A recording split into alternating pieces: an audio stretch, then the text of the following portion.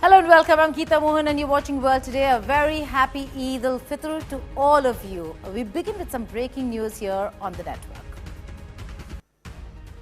As April 2nd deadline for Trump's reciprocal tariffs is nearing, Chinese state media has reported that China, Japan and South Korea have reached a consensus that the three countries will jointly respond to the US reciprocal tariffs.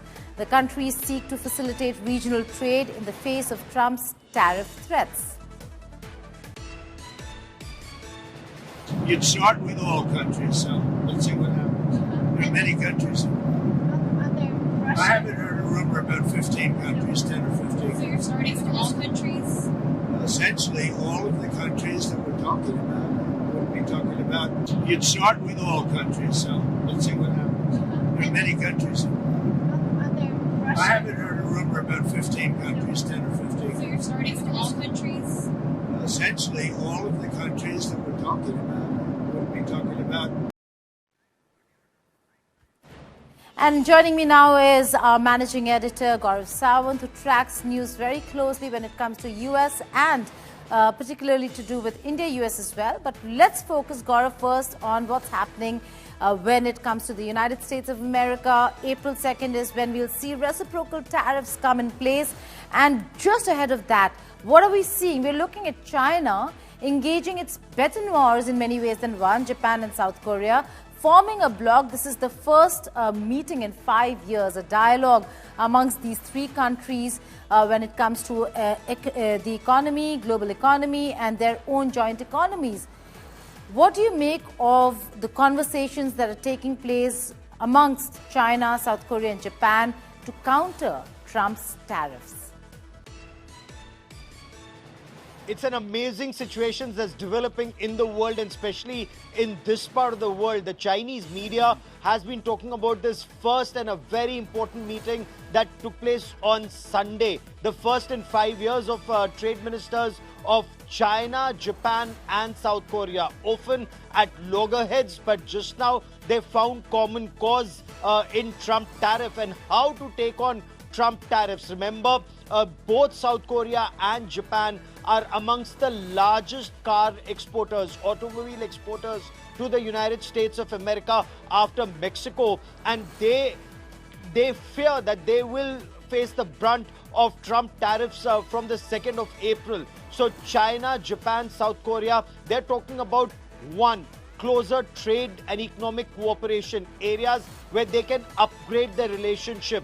Semiconductors is one field, raw materials is another field. So they want to, amongst the three, have their own trade agreement that will be a win-win for China, Japan and South Korea. Perhaps sink some of the differences in a way to find common cause to battle Trump tariffs. Till the time a long-term solution can be found. But right now, it's a very tricky situation virtually for every country as the world braces for Trump tariffs that he calls Liberation Day on the 2nd of April.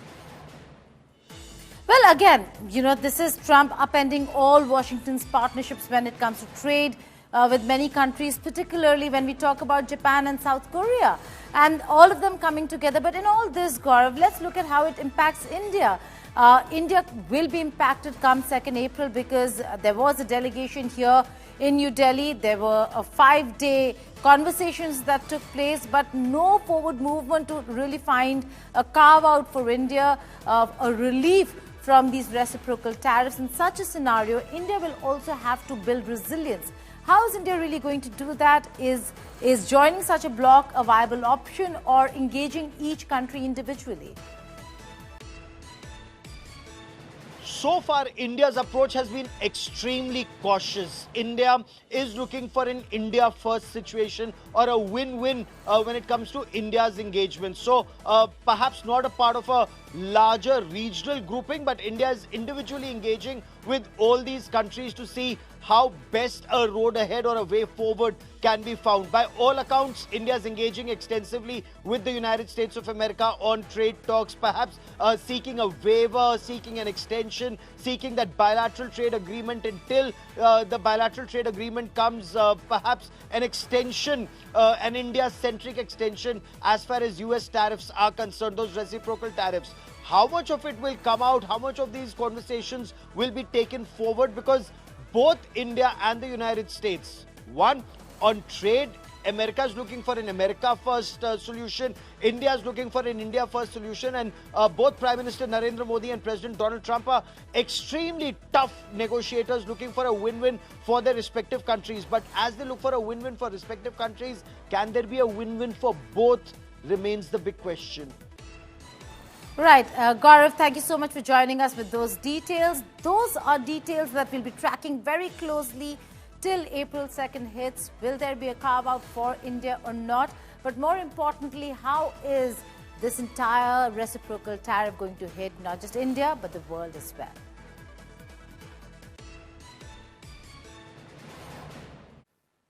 This time, it is Russia. Trump expresses ire and talks about secondary tariffs on Russia if talks fail.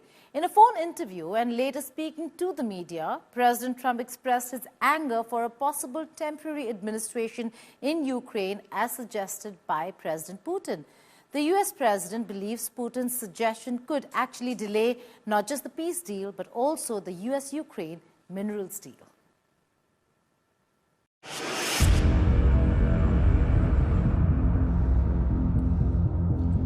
US President Donald Trump's love and not really hate policy towards his Russian counterpart Vladimir Putin seems to often confuse political pundits. As April 2nd approaches and countries with bated breath wait for the imposition of reciprocal tariff, here's another fresh salvo from Trump. In a phone interview, Trump expressed his grievance towards Putin. He was not happy the way Putin spoke about introducing a temporary administration in Ukraine. In principle, of course, it would be possible under the guidance of the UN, with the United States, even with European countries, and of course with our partners and friends, to discuss the possibility of introducing temporary administration in Ukraine. For what? In order to hold democratic elections, in order to bring to power a viable government that enjoys the people's trust. In case the peace deal doesn't happen or if there's any delay, Trump is mulling over secondary sanctions against Russia. I think he'll be okay. But if he isn't, I was disappointed in a certain way. Some of the things that were said over the last day or two having to do with Zelensky, because when he considers Zelensky not credible, he's supposed to be making a deal with him, whether you like him or you don't like him. So I wasn't happy with that. But I think he's going to be good. And I certainly wouldn't want to put secondary tariffs on Russia, but if they were put on, it would not be very good for them. But this statement of Trump is in sharp contrast to his earlier stance in regards to elections in Ukraine. Well, we have a situation where we haven't had elections in Ukraine, where we have martial law, or essentially martial law in Ukraine, where the leader in Ukraine, I mean, I hate to say it, but he's down at 4% approval rating, and where a country has been blown to smithereens. You got most of the cities are laying on their sides. The buildings are collapsed. It looks like a massive demolition site. Trump, however, didn't explain how he would implement the secondary tariffs. He expressed his willingness to speak to the Russian president this week if Putin did the right thing. Bureau Report, India Today. Iran's Supreme Leader Ayatollah Ali Khamenei has drawn a red line. Khamenei says any military strike will be met with a forceful counterattack against the United States of America. Tehran has also cautioned that its underground missile city is ready to attack if Washington makes any hostile move. But now there's a new target in the crosshairs: British forces. A top Iranian military official has upped the stakes, saying British forces could also be caught in this crossfire. The target? Diego Garcia, an island thousands of miles away from Iran but home to a key US-UK military base. So is this just tough talk, or are we on the brink of a military showdown? Our next report.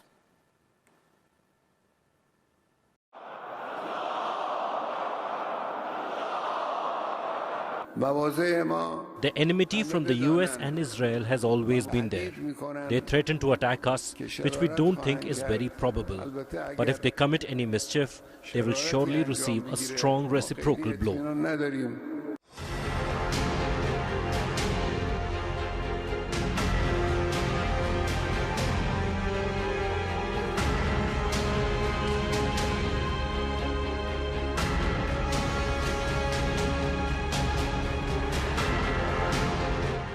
Direct and dangerous warning from Iran. British forces could be in the crosshairs if Donald Trump launches a military strike against Tehran. A senior Iranian military official has made it clear any attack on Iran will be met with retaliation, including strikes on the joint UK-US base in the Chagos Islands. So, how serious is this threat? What makes Diego Garcia, a remote island thousands of miles from Iran, such a crucial target? And with Trump ramping up pressure on Iran, is the world heading towards another military conflict? US President Donald Trump has once again put Iran on notice. We're going to make a decision on secondary tariffs on Iran based on whether or not they're going to make a deal. If they're going to make a deal, then we're never going to put secondary tariffs on. We're going to hope they have a great, long, and successful life as a country. But we'll see what happens. Very, very interesting. I can't imagine them doing anything else but making a deal. I would prefer a deal to the other alternative, which I think everybody in this plane knows what that is. And that's not going to be pretty, and I do not prefer that. Just days ago, he warned that Iran needs to make a deal over its nuclear program or face the consequences. But now, Iran is firing back, not with words, but with threats of military retaliation. A top Iranian military official has told The Telegraph that if Trump attacks, Iran will strike back, not just at the US, but also at British forces in Diego Garcia, a key naval base in the Indian Ocean. Diego Garcia is a tiny island in the Chagos archipelago, controlled by the UK, but home to a massive US military base. It has been used for launching airstrikes in Iraq and Afghanistan, and it houses some of the most advanced bombers in the world. This includes the B-2 Spirit, capable of carrying out deep strikes on Iranian nuclear facilities. In Iran's eyes, this makes Diego Garcia a prime target. Iran is making it clear, if the US attacks, British troops won't be spared. Iranian state media has warned that Tehran could hit Diego Garcia with its long-range Khorramshahr missiles or Shahed 136B kamikaze drones, both of which have the range to reach the island. Iran has also listed several other military targets, including a US base in Bahrain. A senior advisor to Khamenei says Iran may be open to diplomacy, but only on its own terms. So far, neither side is backing down. Our position regarding negotiations is clear. We will never negotiate under pressure or threats. Negotiations must take place from a position of equality and not be conducted under pressure. Our stance on this matter is clear. Direct negotiations with America are rejected, but indirect negotiations with America have existed in the past, and even now, if necessary, indirect negotiations will be conducted. Trump wants a nuclear deal. Iran wants guarantees that sanctions will be lifted. And now, with threats of military action in the air, the world is left wondering. Iran's warning has set off alarm bells in London and Washington.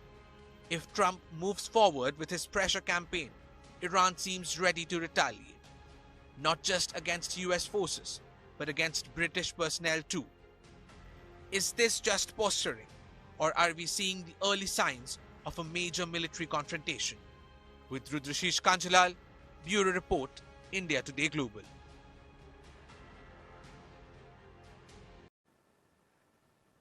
US President Donald Trump has not ruled out the possibility of a third term in the White House. During a telephonic interview with NBC News, President Trump said a lot of people want him to run for the White House for a third term, though the 22nd Amendment in the Constitution prohibits running for a third term. Trump said there were methods to do so and clarified that he was not joking. The broadcaster asked him if a scenario was possible in which J.D. Vance would run for the office and then hand it over to Trump. Amending the Constitution and to abolish the two-term limit is difficult and requires either a two-thirds vote of Congress or two-thirds of the states agreeing to call a constitutional convention to propose changes. In either case, ratification from three-quarters of the states is required. I don't want to talk about a third term now because no matter how you look at it, we got a long time to go. We have a long time. We have almost 4 years to go. And that's a long cut. But despite that, so many people are saying, you've got to run again. They love the job we do. Most importantly, they love the job we do. Barron Trump, the youngest son of US President Donald Trump and First Lady Melania Trump, spotted a Rolex as he arrived at Trump Towers in New York. Barron, who had turned 19 on the 20th of March, appeared to be wearing a gold Daytona model of the luxury watch, which costs about $50,000. The New York University freshman wore the Rolex as he and his mother, Melania Trump, entered Trump Towers. Barron is known to informally advise his father on politics and policy, despite being a very young man and only in college. His interests reportedly include real estate, business, and cryptocurrency. Elon Musk, the billionaire entrepreneur, the man who took charge of America's government spending, is hinting at his next big move, stepping down from his government duties. After months of aggressively slashing federal expenditures as head of the Department of Government Efficiency, or also known as DOGE, Musk says his job is almost done. But his exit from Washington comes at a turbulent time. His EV empire, Tesla, is facing backlash, protests, and stock declines. So is Musk stepping down from DOGE to focus on Tesla? Or is the pressure of running multiple ventures finally catching up? Here is a deep dive. Elon Musk, classified as a special government employee, has been serving a 130-day term as a special advisor to President Donald Trump, overseeing an aggressive campaign to cut government spending. Musk and his team at DOGE claim that they've saved US taxpayers $115 billion so far. This was done through workforce reductions, asset sales, and contract cancellations. And in an interview with Fox News, Musk hinted that his job at DOGE is almost done. Musk's aggressive cost-cutting measures have driven federal expenditures down to approximately $6 trillion. This is one of the most drastic reductions in modern US history. But Musk's surgical spending cuts haven't come without consequences.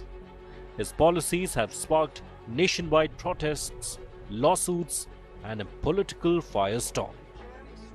Critics argue that DOGE is recklessly gutting essential services without proper oversight.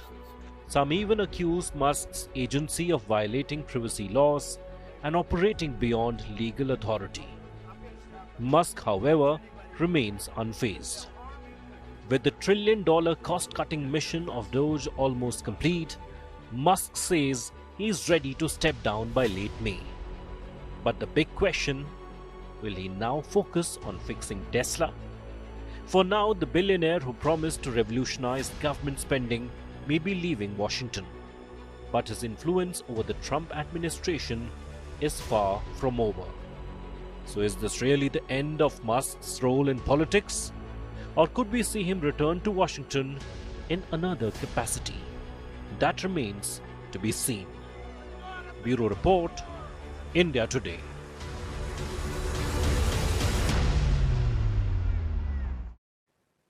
Elon Musk handed out a $1 million check to Wisconsin voters despite backlash from critics, as well as a lawsuit from the state's attorney general ahead of the Supreme Court election in the state.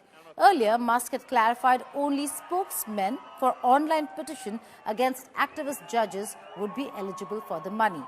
At the town hall in Wisconsin, Musk wore a cheese hat as an ode to the state's cheese industry and its Green Bay Packers football team. Video shows the Tesla boss signing the hat before tossing it to elated fans in the crowd. Musk had rallied for Brad Schimmel, a conservative politician running for a Wisconsin Supreme Court seat. Schimmel is being backed by Trump. Musk and many of the ex-owners' support groups have spent over $20 million in the campaign supporting Shine. Thanks for coming.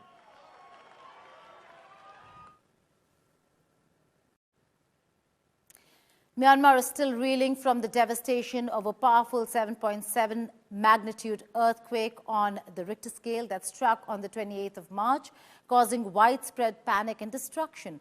Over 2,056 bodies have been recovered, with the toll expected only to rise.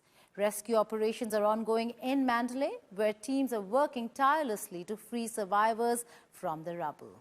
Here's a report. Hello.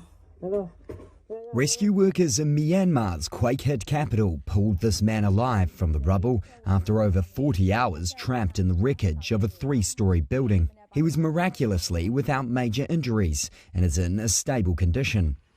While this man was lucky, many more are feared still trapped across the country, and the death toll from Friday's 7.7 magnitude quake, one of Myanmar's strongest in a century, continued to rise. The military government said on Sunday more than 1,700 people had been killed, with over 3,000 injured and hundreds still missing. Experts have estimated the death toll could top 10,000 and losses could exceed the country's annual economic output. Russian rescue teams touched down in the capital Naypyidaw, bringing with them a mobile hospital before heading to hard-hit Mandalay near the epicenter of the quake. Eyewitness footage showed the extensive damage in Mandalay. Reuters was able to verify the location and date of the video. Aid workers and residents said scores of people there were feared trapped under collapsed buildings, and most could not be reached or pulled out without heavy machinery. Thailand, India and China were among Myanmar's neighbours that have also sent relief materials and teams, along with aid and personnel from Malaysia and Singapore. Critical infrastructure, including bridges, highways, airports and railways across the country, lie damaged, slowing humanitarian efforts.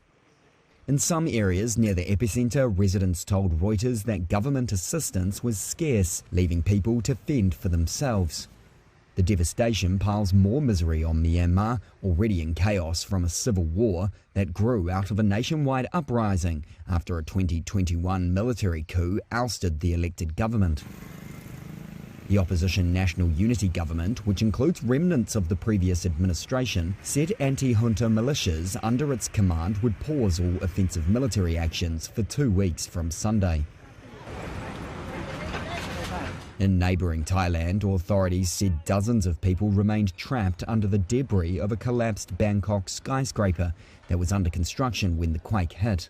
Rescue workers used drones and sniffer dogs to hunt for survivors, but only bodies had been retrieved so far. Some relatives and friends of the missing and trapped construction workers broke down as they waited for news. South Korean actor Kim Soo-yoon on Monday denied allegations that he dated the actress Kim Se-ron when she was underage. He broke down in tears as he said he could not admit what is not true.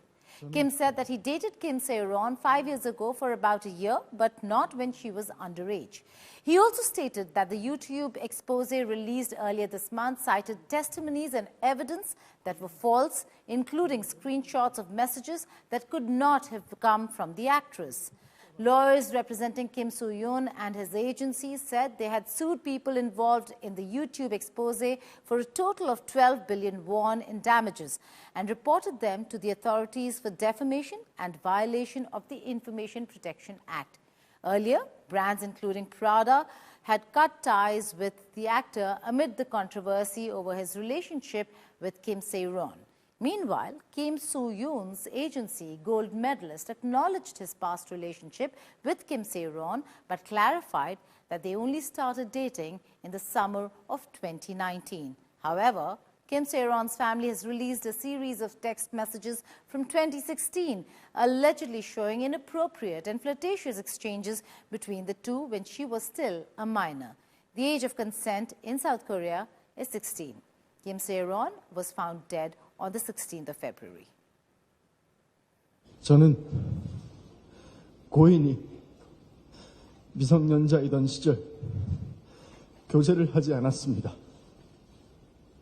그리고 고인이 저의 외면으로 인해 또 저희 소속사가 고인의 채무를 압박했기 때문에 비극적인 선택을 했다는 것 또한 사실이 아닙니다. 제가 잘못한 일은 얼마든지 인정하겠습니다. 책임져야 할 일이 있다면 책임지는 게 당연하다고 생각합니다. 하지만 하지 않은 일을 했다고 할 수는 없습니다. And here are some other stories from across the world in World at a Glance.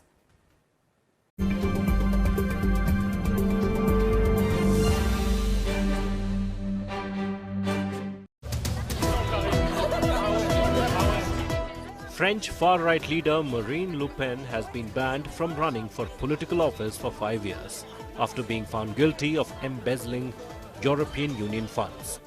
Le Pen and 24 other officials from the National Rally were accused of having used money intended for European Union parliamentary aides to pay staff who worked for the party. Stock markets across the globe fell heavily on Monday after Donald Trump suggested that new tariffs he is expected to announce would hit all countries. Shares fell across Asia-Pacific markets and in Europe after US President crushed hopes that reciprocal tariffs expected on Wednesday would only target countries that have the largest trade imbalances with the US.